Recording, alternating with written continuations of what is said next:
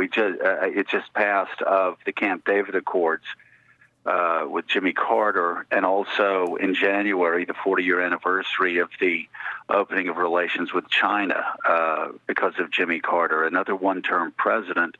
But historically, his parallel really is with Harry Truman, who, think about this, we have one of two one-term presidents who bookended America's long twilight struggle with the Soviet Union. You had Truman, who was run out of office in 1952, was almost universally loathed, approval ratings in the 20s, and when he left office, he was considered a failure. And we look back and we see that it was Truman that brought us NATO, the Marshall Plan, the Truman Doctrine, the very things that contained the Soviet Union. And on the other end of the Cold War, you had George H.W. Bush, who actually managed remarkably the fall of the Berlin Wall in '89, the fall of the Soviet Union in '91, doing it with grace, understanding it was no time to gloat. And really, history will remember him as a man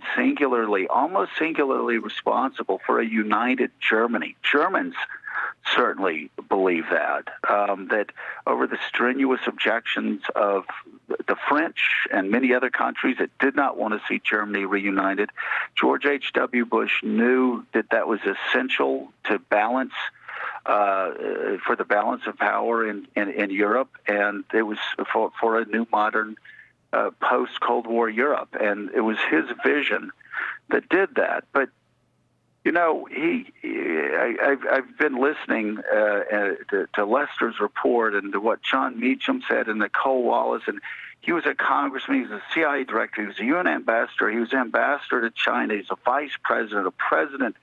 He was a remarkable man. I mean, he was a great man, but every person that knew him will tell you, more importantly, he was a good man. And in 2018, I think that's the most important thing. And I know Andrea was talking about how the Bush family was so hurt with the changes that had happened in the Republican Party. But, you know, his legacy was not only George W. Bush, but also Jeb Bush, a man who I consider to be the most effective political leader I've ever seen in my life over my 25 years. Having a front row seat to a lot of leaders. But, you know, just today, George P. Bush called out was only one of two Texas Republican leaders to call out a county Republican Party in the state of Texas that actually was trying to kick a man off of their executive committee because he's a Muslim American. And George P. Bush, in words that I know had to make his father proud and certainly would have made his grandfather proud, talked about how the Republican Party was to be an inclusive party, and it was a party that would not be limited the way that Republicans in 2016 and 2017 and 2018 have tried to contain the party. To be something radically different than what George H.W. Bush and his father Prescott Bush and his entire family believed it should be. So this is a great loss. Somebody that had the opportunity to visit him in his home and know him from a distance, know his family. It is a great loss, but I'm very, very optimistic that George H.W. Bush's vision, not only of the Republican Party, but of this country that he proudly served his entire life, from the moment he left Andover to go fight in World War II to the last day that he was leaving the White House, George H.W. Bush's vision of America will prevail, not Donald Trump's, and certainly not the Republican parties of the last 2 years. We're joined as well now by Chris Matthews, host of MSNBC's Hardball. Chris, talking about the reassessment of the George H.W. Bush presidency that's taken place over the last generation or so. Obviously, one of the major reasons for that, too, is Iraq and the legacy of the Iraq War that was launched in 2003, and then the counterexample of George H.W. Bush in Operation Desert Storm in 1991, the liberation of Kuwait from Iraqi occupation, and then George H.W. Bush declining to press ahead, declining to move into Baghdad, declining to topple Saddam Hussein then, and saying that the United States at that point, you did not want to get yourself involved in any potential quagmire in the Middle East and opting instead to bring the troops home. He said at the time that we kicked the Vietnam syndrome, that decision, the wisdom of that decision to many, has changed over the last generation because of what ultimately happened in Iraq. Yeah, I think he and Scowcroft and their vision of realism has basically survived through the neoconservative era that I think we've gotten past. I think the people who used terms like freedom agenda and things like that have been basically, let's just put it in our past. I just want to say something about him personally. Back in when he first was elected president, he invited our family to the White House for a movie and dinner, or dinner and a movie, and it was kind of nice. He invited my wife and I, and then and a couple other people, not many journalists, but he invited us to dinner, and he and my mom and dad were coming into town. I wasn't going to ditch them, so I asked if we could bring them both, and my mom was actually at the time in early onset of Alzheimer's disease, which was not obvious, but we knew. And he couldn't have been more wonderful that night. We arrived at the White House, and many times, like Joe and others who have been to the White House, but coming up the stairs is kind of an unusual opportunity to go upstairs to the family area. And I remember he greeted us, my mom and dad, and Kathleen and I, at the top of the stairs. And what happened was Mrs. Bush took care of us and a few others and took us on a wonderful tour. And then. But for some reason, he grabbed my parents, the president did, and took them on this amazing personal tour of his bedroom. I mean, everything in the White House with just niceness about it.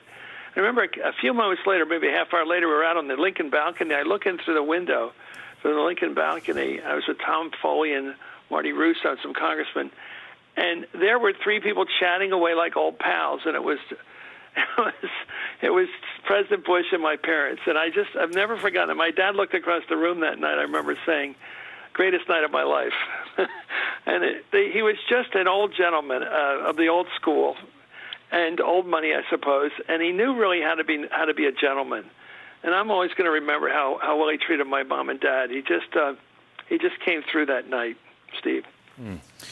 And Andrea Mitchell, so much obviously was commented on, speculated on, written about that relationship between father and son, George H.W. Bush, George W. Bush, the 43rd president, the 41st president, a situation with almost no parallel in American history. And obviously, specifically, too, with that question of Iraq and what the father made of the decision that the son ultimately made. What was your sense of that?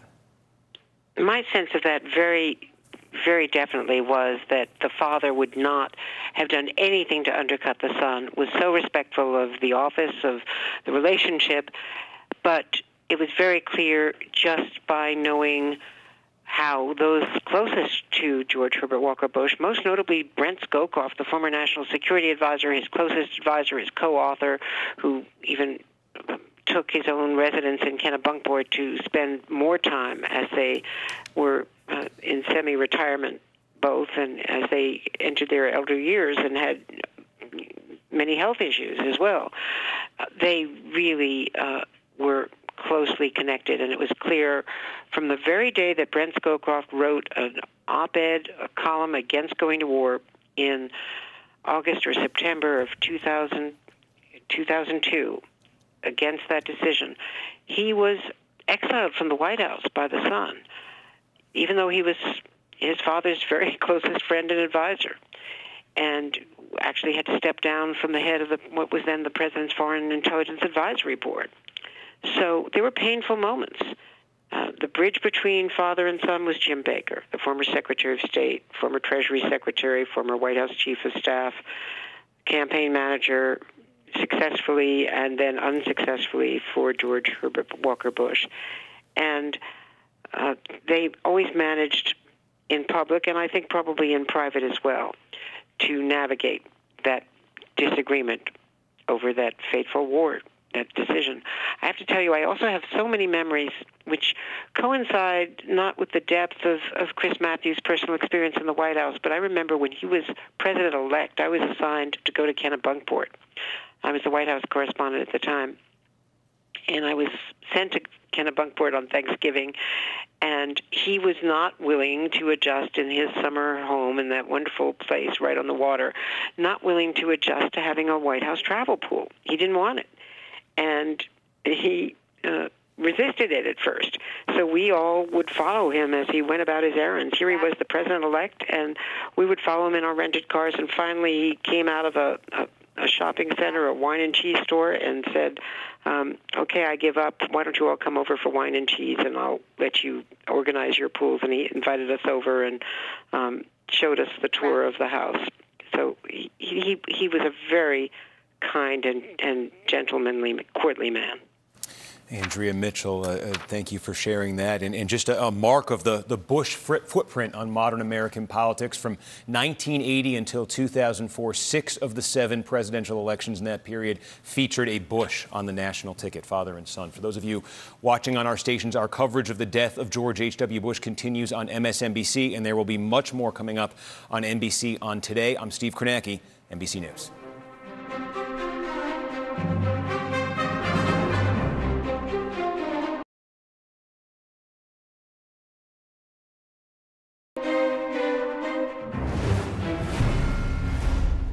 Continuing our coverage here on MSNBC News of the death of former President George Herbert Walker Bush at the age of 94, something we've learned about just in the last hour. Again, the 41st President of the United States. He served from 1989 to 1993. Peter Baker from the New York Times joins us on the phone. And Peter, this question we keep coming back to, I think, the legacy of George H.W. Bush as President of the United States. A one-term president, and we're so accustomed, I think, in history to the one-term presidencies being sort of lumped into the unsuccessful grouping, and yet this one looks like in the 25 years since he left office that it's headed towards a different category. Well, that's exactly where he left office. On unfortunate terms for him, only won 38% of the vote, but within a number of years quickly became the most well-regarded of the former presidents, certainly seen across party lines in many ways as an example of patriotism and seriousness of purpose and dignity, and even for those who didn't agree with his policy, somebody who reached across the aisle and at least stood for doing what he thought was right for the country. And I'm here in Buenos Aires with President Trump, who's here for a G20 economic summit. And what strikes me is that, it really is a marker of how this America of George H.W. Bush, how this Republican Party of George H.W. Bush has changed. It's now the party of Trump and the country of Trump, a very different both style and ideology, and it's really quite a moment, I think, that tells us about the change in our country. And he also he tried to navigate. He was forced politically, certainly in his career, to navigate the changes he was seeing in the Republican Party already in the 1980s and into the 1990s. He switched his position on abortion after the 1980 presidential campaign. He made an alliance with evangelical Christians in advance of his 1988 presidential campaign. Of course, we played that probably one of the most famous promises ever made by a candidate for president at the 1988 Republican National Convention, where George H.W. Bush said, "Read my lips, no new taxes." Of course, that was read as a pitch to the Reagan wing of the party that didn't at that point fully trust him. And then 2 years later, as president, he cut that budget deal that did raise taxes. But those changes in the Republican Party, Peter, that we talk about so much today, that we see embodied in Donald Trump's presidency in so many ways, he was starting to see many of those changes more than a generation ago. No, absolutely. And in some ways, they brought him down, right? The rise of Newt Gingrich and the more combative side of the Conservative Party. They were no longer willing to sort of go along to get along as they saw President Bush doing. They didn't want to simply be, a milder version of the Democratic Party. They wanted to stand up for what they thought were more conservative values in a more full-throated way. And they thought that President Bush was too accommodating, too willing to compromise, too willing to sacrifice the values of the Conservative Party. And that was, you saw that in 1994 with Newt Gingrich. You saw that even with his son to some extent, who comes to office saying not only is it no new taxes, it's cut taxes. And it's we're not going to make the mistakes that his father made as he saw it. Obviously, President Trump has a whole different leap forward in that way, and in lots of different ways. In philosophy, whether it comes to foreign policy, George H.W. Bush, of course, part of the internationalist consensus that existed from World War II to the end of the Cold War. President Trump, a much more, America First policy, as he described it, domestic policy, domestic politics. And I think that, this is a moment for reflection. We'll see how President Trump responds. They're likely to put out a statement we hear tonight, certainly by the early morning. And then, of course, there'll be the question, who goes to the funeral, who speaks out, what kind of tribute they're going to be. And some reactions just starting to come in now, again, to the news we got. About 45 minutes ago, I think we received word of George H.W. Bush's passing. Here on Twitter, reaction from one of his grandsons, Jeb Bush Jr., saying just a few minutes ago on Twitter, "Nothing gave my Gampy more joy than service to others, especially supporting and caring for those who risk making the ultimate sacrifice every day. His leadership taught us to be kinder and gentler, to love each other. We will miss him dearly." George P. Bush, this is the son of Jeb Bush. He's the Texas State Land Commissioner. He said, "My grandfather was the greatest man I ever knew. His life spanned the American century. He fought in World War II, took part in the Texas oil boom, served out a distinguished career in public service, including serving as president during the final days of the Cold War. Along the way, he married the love of his life and was a father to 6, including a president and 2 governors. But to me, he will always be Gampy, the man who taught me to fish in Maine, to throw horseshoes, and to swing a baseball bat lefty. He was more than a great man. He was a good man. His courage was matched by his compassion, and his dedication to country was equaled only by his devotion to his family. Gampy, we love you, and we will miss you, but we will never forget you." Again, a series of tweets there from George P. Bush, Jeb Bush's son, one of the grandchildren of George H.W. Bush. We have Nicole Wallace back on the phone with us. And Nicole, the end of George H.W. Bush's presidency, in 1993, it marked a major generational turning point in this country's history. He was the final World War II veteran to serve as president of the United States. He was replaced by Bill Clinton, a man 22 years younger than him, the first baby boomer president. That moment, the values embodied by the Bush generation, the transfer to the baby boomer generation, that was a major moment in modern American history. It was also as big of a moment in the Bush family. It was through that losing campaign that George W. Bush, I think, sort of got that front row seat to just how excruciating politics are at that level, just how bright the Klieg lights are that shine on you when you are a candidate for the highest office in the land. And I think that people that saw George W. Bush operate in and around that campaign, in hindsight, said that was where he gained the experience that ultimately, aided him in his 2 runs for the White House. But I don't know if anyone has talked about what it was like for George H.W. Bush to watch his son navigate this very same job he'd had for 4 years during the 8 years of George W. Bush's presidency. But it was always one of the most really touching things to see. He had the same job, George H.W. Bush, having served as president, just the one president between them, Bill Clinton. And yet there was never any sort of reaching into the Oval Office when George W. Bush was president. He was there to receive a phone call from the president, but there was never anything heavy-handed. There was never anything prescriptive. And I think, I'm sure people can debate whether that was a good thing or a bad thing. I think on foreign policy, a lot of people in the center and on the left were more comfortable with 41's philosophy and the people he surrounded himself than 43. But just as a family story, 41 viewed George W. Bush as his son first and the president second. And some of the most, some of the pictures that hung on the walls the longest were the pictures of 41 and 43 in the Oval Office on the day that 43 was inaugurated. And 43 always spoke. And the Bushes are all criers, but nothing sort of got 43 choked up more than his dad, the 41st president, calling him on some of the lowest points of his presidency to tell him that he loved him. And that was always what was relayed to those of us that got to hear about those calls. We're joined as well by John Meacham, a biographer of George H.W. Bush, somebody who knows his story as well as better than probably anybody else out there outside of the Bush family. John Meacham, I want to go back to 1980 with you because a major moment in George H.W. Bush's political career. He runs for president that year. He does better than expected in the Republican primaries, running against the overwhelming favorite, Ronald Reagan, even upsets him in the Iowa caucuses that year, but then falls short. And then at the Republican National Convention, forms this, what at the moment, history now makes this look like it was inevitable, but at the moment, an unlikely alliance, George H.W. Bush teaming up with Ronald Reagan.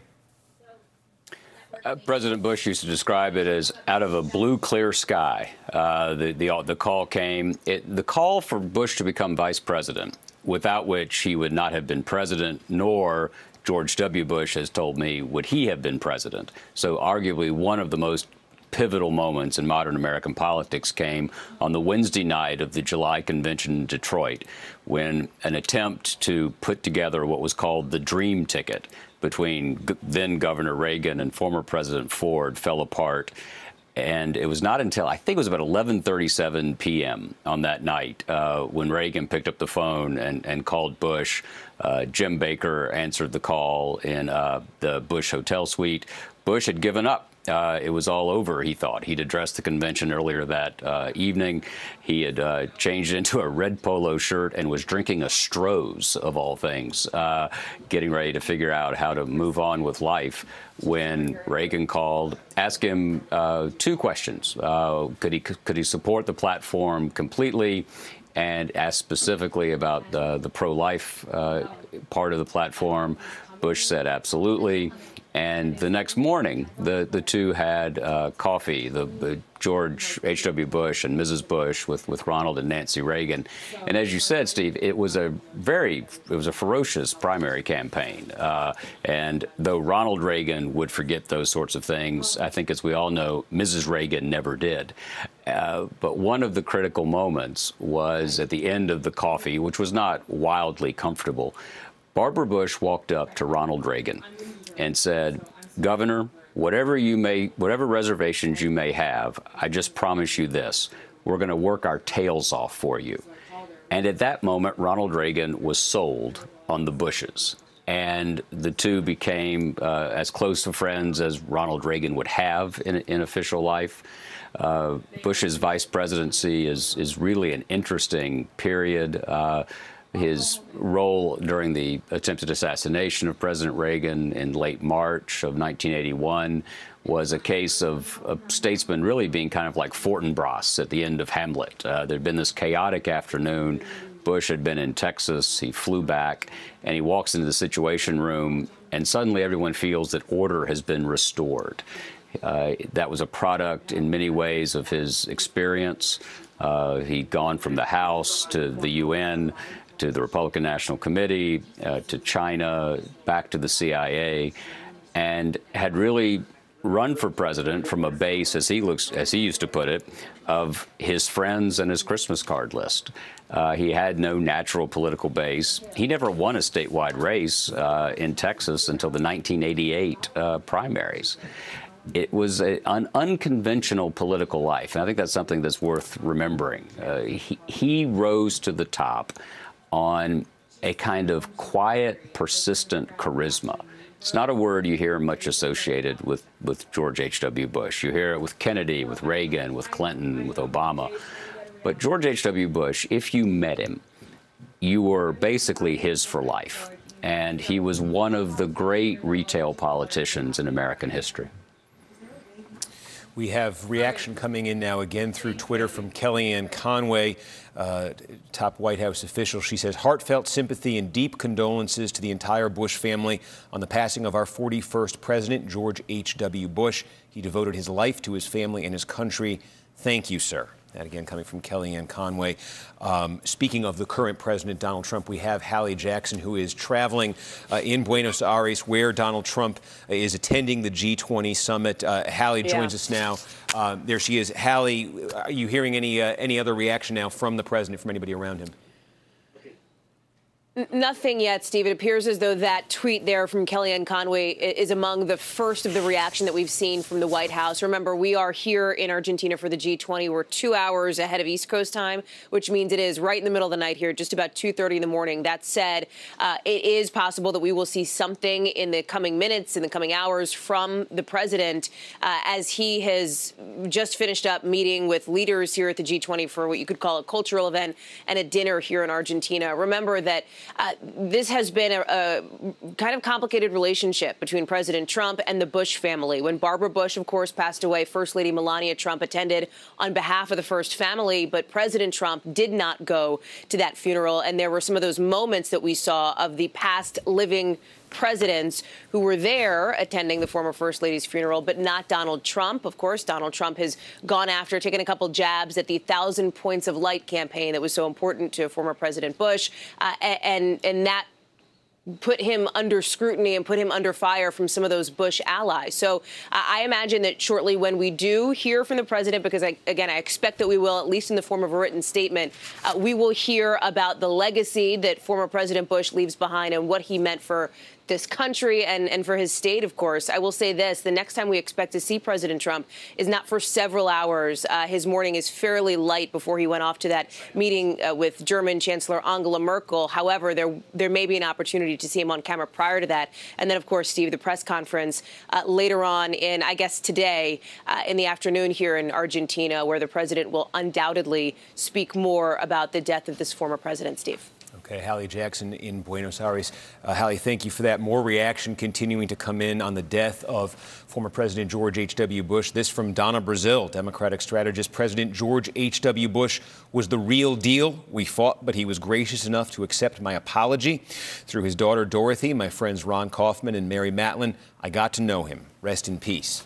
That again from a Democrat, Donna Brazil. Steve Schmidt joins us now by phone. Steve, it's forgotten now, I think, how popular in the middle of his presidency George H.W. Bush was. After prosecuting the Gulf War in the winter of 1991, his approval rating hit 91%. No president at that point had ever reached higher. And 18 months later, 18 months after he reached that point, he was voted out of office, of course. And then 8 years after that, he got to watch his son, George W. Bush, succeed the man who had beaten him, Bill Clinton. You worked on that George W. Bush campaign in 2000, that successful campaign in 2000. What did that mean to George H.W. Bush, that 8 years after being drummed out of office, he got to watch his son succeed the man who beat him? I think President Bush talked often about the incredible experience of living to see his son be inaugurated as President of the United States. It's a remarkable life that was lived, and tonight we mark the passing of an American giant. I think that he will go down in history as this country's greatest one-term president and will be remembered as a consequential and great president.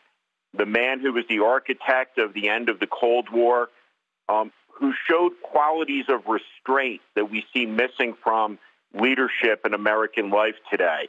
You saw restraint in the Gulf War. You saw restraint when the Berlin Wall came down. A person who talked often about how he hated braggadocio and how as a child he was admonished by his mother never to be braggadocious, in the words of the former president. But when we reflect back on his life tonight, I think he had a solid claim to be called justly the greatest living American. I think that's what we lost tonight. A remarkable American life has come to its conclusion, from the youngest naval aviator flying in combat in the Second World War, shot down, rescued by submarine, congressman, director of the CIA, vice president, president of the United States, the father of a president, one of the great figures of the latter half of the 20th century has left the stage tonight. He was a titanic figure, not just in this country, but on the world stage. And I think you're going to see an outpouring of admiration and respect and remembrance and love from the American people at this hour of division as we look back and remember the life of this great man. Joined now by Michael Steele on the telephone. Michael Steele, the former chairman of the Republican National Committee. Michael, we've played the clip already at least once so far. One of the defining moments in George H.W. Bush's political career and in his presidency was that decision in 1990 to go back on his read my lips, no new taxes pledge. And it caused, at the moment in 1990, a civil war in the Republican Party. Newt Gingrich, the #2 Republican in the House at the time, leading a revolt against George H.W. Bush on the floor of the House. Bush ultimately cutting a deal with Democrats and going back on that pledge, raising taxes. A generation later, how does that decision look now? You know, that's funny. A lot of people look back on that and say, you know, he was kind of right to do that. And the reason was the president put the country above the politics. He understood what the pledge meant. He made the pledge in the political moment, yes.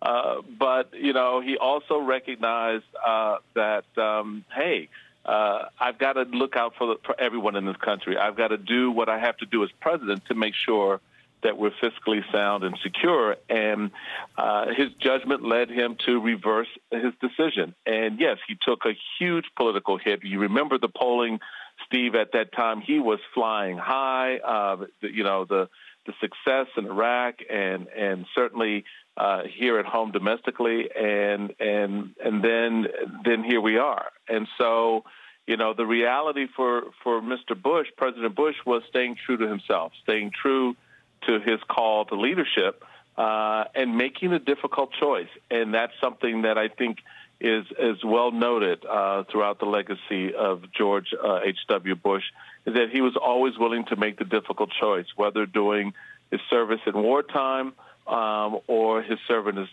as president during peacetime. John Meacham still with us. John, it's ironic. I think one of the decisions that George H.W. Bush made as president that is praised today was in the first decade or so after his presidency, one of the first things that people would point to as a criticism, and that was his decision at the end of the Gulf War in 1991 not to proceed into Iraq, not to topple Saddam Hussein, not to occupy Iraq. There was this refrain throughout the 1990s that George H.W. Bush had not finished the job.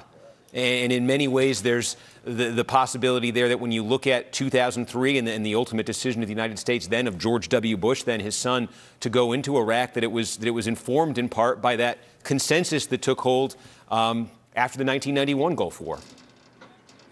It's true. You know, President Bush would always say, President Bush 41, that two different wars, two different eras, two different missions. It's interesting. There was never a real decision not to go to Baghdad in 1991, in part because the mission was so well defined. It was very Bushian, if you will. He wanted to expel Saddam from Kuwait. He and James Baker, the Secretary of State, got something like 12, I think, UN resolutions, more than 40 countries, as I recall, in the Gulf War coalition. Projected force around the world, 500,000 American troops went into the Middle East with a very clearly defined mission to make Saddam leave Kuwait in order to establish what the president was thinking of as a new world order at the time, which, as he said in a speech on September 11th, 1990, was an attempt to create a law of nations as opposed to the law of the jungle. He wanted to, in the post-Cold War world, create a new doctrine beyond containment that respected the sovereignty of law-abiding nations, so to speak. And so the decision not to go to Baghdad was something that was quite natural for him. And he was always very clear about what that mission was in that era. Let me go back to Hallie Jackson in Buenos Aires. Hallie, I understand we have now heard from the president. We are, Steve. We are just now getting a statement from President Trump and First Lady Melania Trump about the death of former President Bush. I'm going to read it to you. It's several paragraphs long, but I think it's worth talking about here. So President Trump is saying that Melania and I join with a grieving nation to mourn the loss of former President George H.W. Bush, who passed away last night. Through his essential authenticity, disarming wit, and unwavering commitment to faith, family, and country, President Bush inspired generations of his fellow Americans to public service, to be, in his words, 1,000 points of light, illuminating the greatness, hope, and opportunity of America to the world. And again, this is President Trump's statement on the death of former President Bush. He continues, President Bush always found a way to set the bar higher. As a young man, he captained the Yale baseball team and then went on to serve as the youngest aviator in the United States Navy during the Second World War. Later in life, he rose to the pinnacle of American politics as a congressman from Texas, envoy to China, director of Central Intelligence, vice president of 8 years to President Ronald Reagan, and finally, president of the United States. President Trump continues, with sound judgment, common sense, and unflappable leadership, President Bush guided our nation and the world to a peaceful and victorious conclusion of the Cold War. As president, he set the stage for the decades of prosperity that have followed. And through all that he accomplished, he remained humble, following the quiet call to service that gave him a clear sense of direction. And President Trump ends his statement on the death of President Bush by saying, along with his full life of service to country, we will remember President Bush for his devotion to family, especially the love of his life, Barbara. His example lives on and will continue to stir future Americans to pursue a greater cause. Our hearts ache with his loss, and we, with the American people, send our prayers to the entire Bush family as we honor the life and legacy of 41. And again, that is the statement now from President Trump. First Lady Melania Trump, it is just before 3 a.m. local time here in Buenos Aires, Argentina, where the president has traveled for the G20 along with his wife. And Steve, the president is also tweeting this statement. So he has obviously been notified, been told of it. His staff has been, and they are releasing this response now. The expectation is that sometime in the coming days, former President Bush will lie in state at the U.S. Capitol, and there will be a service for him at the National Cathedral. Expect this to be an event that draws together dignitaries from not just all over the country, of course, but from around the world. And that might be reflected in what we see later today at this international summit. Remember that there are close allies of the United States here, people, leaders who have worked with the United States in the context of the Bush family in the past. And so I imagine that as the sun comes up here in Buenos Aires, we will hear more, not just from President Trump and his family, with Ivanka Trump, Jared Kushner traveling with him as well, but from other world leaders who are in Buenos Aires for this summit, Steve. But again, we are getting now, in the middle of the night here in Argentina, that response from President Trump, those words about the life and legacy of George H.W. Bush from Donald Trump. Steve? All right, Hallie Jackson in Argentina with the president. Also worth pointing out here, this from 3 days ago, just 3 days ago, Jim McGrath, who was the spokesman for George H.W. Bush, had tweeted out the news that George H.W. Bush, he said on Twitter, was very pleased to receive President Barack Obama this afternoon during his visit to Houston. The two had a very pleasant and private visit at the Bush residence, where they rekindled what was already a very warm friendship. So again, just 3 days ago, 3 days before his passing, former President George H.W. Bush met in Houston with Barack Obama, another former president. Brian Williams joins us now by phone. And Brian, George H.W. Bush, that is, lived an extraordinarily long time in his post-presidency. It's not every president who goes 25 years past his presidency. And he got to see in that time, really a generation's time, he got to see the legacy of his presidency redefined. That's a terrific point and a great way to remember him. And Steve, I'm so sorry I can't be there, and thank you for the excellent and fitting coverage tonight.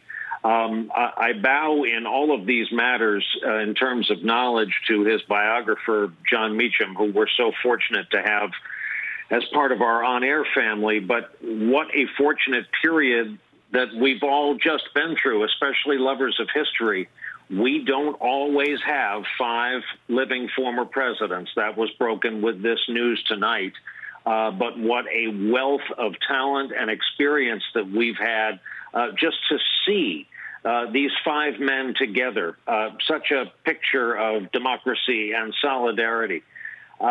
I find it notable the people who've been coming on tonight, and they've all had personal stories.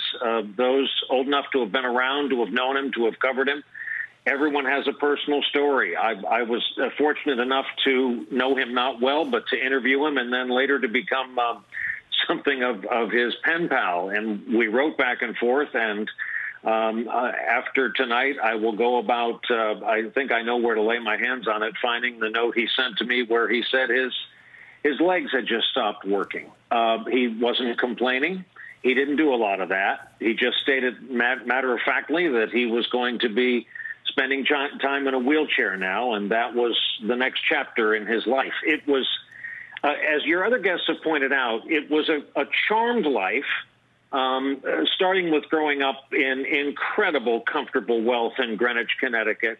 But at the same time, it bounced back and forth with these great challenges. He leaves those wealthy confines in the first place to do what most able-bodied young men did back in that day and respond to the call of World War II. More than one of your guests has pointed out, he was the youngest naval aviator officer at the time, blown out of the sky near the Japanese island of Chichijima, thinking he was a goner, and that charm came back again in the form of a 313-foot-long U.S. submarine, the USS Finback, and saved him and scooped him out of the Pacific Ocean. He comes home, builds a life and career, and then he and the love of his life, Barbara, have their daughter Robin taken from them due to leukemia. An unmatched resume, however, and as Steve Schmidt just said, I guess, again, lovers of history will reach back to perhaps James Knox Polk for as consequential a single-term president, but certainly in the modern era, no president, when given just one go-round, was able to preside over so much. And again, let's not forget Americans with Disabilities Act, among all of his achievements, was able to preside over so much and accomplish so much. All of it in that kind of aw shucks exterior of George H.W. Bush, a man of staggering wealth, impeccable schooling and breeding, who was always kind of so normal, verging on awkward at all times around other people. He came to public life honestly and so modestly. It's interesting, too, you mentioned, too, potentially awkward around people sometimes. He suffered in some ways politically, it's been said, by the comparison to Ronald Reagan, the man he served as vice president. And Ronald Reagan, the great communicator, the former actor, the man with that incredible stage presence, and having to come along after 8 years of Ronald Reagan with a very different style, a very different personality. In some ways, the Reagan partnership obviously made his presidency possible, made his rise to the presidency possible. But in other ways, it may have created a comparison that was difficult for him to live up to.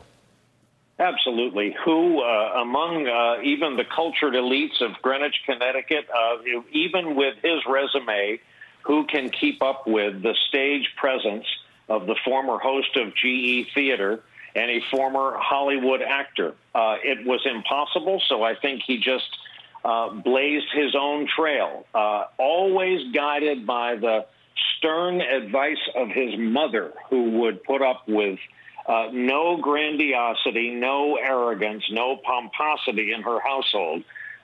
Even to his later years, he would quote his mother, always lecturing the children about the great I am, as she put it.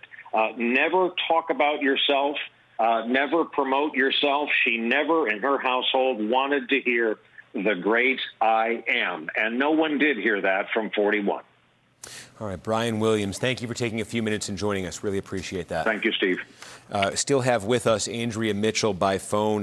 Bring Andrea back in right now. Andrea, I'm just seeing a statement come across the wire here from Dan Quayle, who was the vice president under George H.W. Bush. Obviously, Dan Quayle was the subject of a lot of criticism and scrutiny when he was vice president. There were certainly calls for George H.W. Bush to replace him from the ticket in 1992. George H.W. Bush did not do that.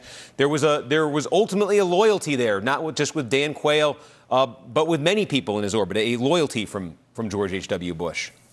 Indeed, and there were times when I think Jim Baker and others talked about replacing Dan Quayle on the ticket in 1992. And there were, I know, conversations, but there was loyalty there.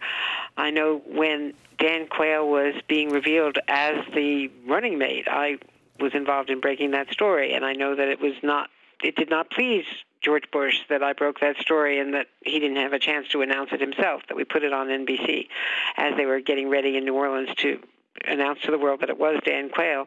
But typically of President Bush, despite the moments when he was not pleased with the coverage, and there were tense moments during both of his presidential campaigns, and the one, in fact, where he didn't win the nomination and had to accept the vice presidency, which, as you know, surprised him, he always respected the role of the press.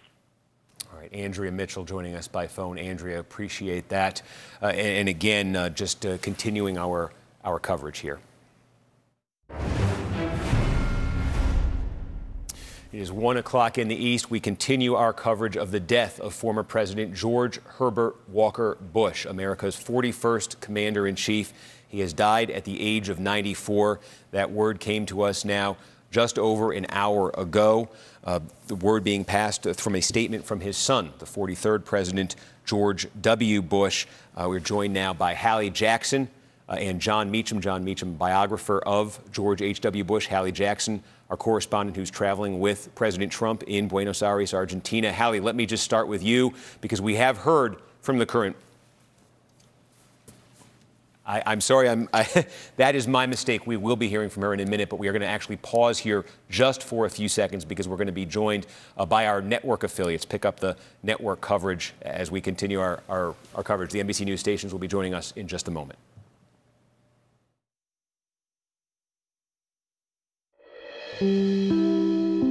This is an NBC News special report. Steve Kornacki here in New York for NBC News, again with the breaking news this overnight. Former President George Herbert Walker Bush has passed away at the age of 94. That word coming to us just over an hour ago, a statement released by his son, the 43rd President George W. Bush. The former president, he had governed this country from 1989 to 1993, a time of momentous change, not just in this country, but in this world. A president who oversaw the prosecution of the Gulf War in 1991, the fall of Soviet communism, the fall of the Berlin Wall, the reunification of Germany, major global events that played out under the watch of George H.W. Bush, a one-term president whose legacy in the last 25 years and the generation since his presidency has in many ways been enhanced in a way that few one-term presidents before him we have seen. Hallie Jackson, who's covering the current president, Donald Trump, on his trip to the G20 summit in Buenos Aires. She joins us live from there. And Hallie, we have heard from President Trump in the last few minutes. We have, in a statement, Steve, from both President Trump and First Lady Melania Trump as they are here in Argentina for that summit of world leaders responding to the death now of former President George H.W. Bush. I'm going to read you pieces of this. President Trump saying that Melania and I join with the grieving nation to mourn the loss of former President George H.W. Bush, who passed away last night. Through his essential authenticity, disarming wit, and unwavering commitment to faith, family, and country, President Bush inspired generations of fellow Americans to public service, to be, in his words, 1,000 points of light, illuminating the greatness, hope, and opportunity of America to the world. President Trump goes on to talk about some of the defining moments of George H.W. Bush's life and legacy, talking about how he always found a way to set the bar higher. President Trump continues with sound judgment, common sense, and unflappable leadership. President Bush guided our nation and the world to a peaceful and victorious conclusion of the Cold War. And as president, he set the stage for the decades of prosperity that have followed. President Trump adding that through all he accomplished, he remained humble, following the quiet call to service that gave gave him a clear sense of direction. President Trump and the First Lady saying, along with his full life of service to this country, we will remember President Bush for his devotion to his family, especially the love of his life, Barbara. His example lives on and will continue to stir future Americans to pursue a greater cause. Our hearts ache with his loss, and we, with the American people, send our prayers to the entire Bush family as we honor the life and legacy of 41. That, Steve, again, the response from President Trump as he is here at the G20 summit in Argentina. It is roughly 3 o'clock local time, a little bit earlier, of course, where you are on the East Coast and back home in Washington.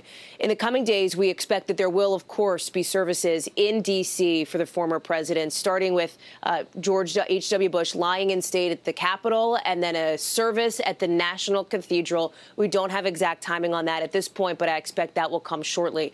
We are hearing, too, from members of Congress paying their respects to the former president, who is such a key political figure to a lot of folks inside the Republican establishment. World leaders perhaps reacting as they start to wake up here at the G20 this morning. Couple of notes, Steve, on the relationship between President Trump and the former president. It was fraught at times. It was interesting that the 1,000 points of light phrase is being included here. So important to former President Bush, but something that President Trump jabbed at when he was out on the campaign trail talking about that. That put him under scrutiny from former Bush aides and allies, for example, who weren't quite sure why President Trump was going after former President George H.W. Bush there. For former First Lady Barbara Bush at her funeral, Melania Trump attended on behalf of the Trump family. President Trump said he would not attend, according to the White House, out of respect for the family, Steve. We are watching for more reaction, and I'll bring it to you as soon as we get it.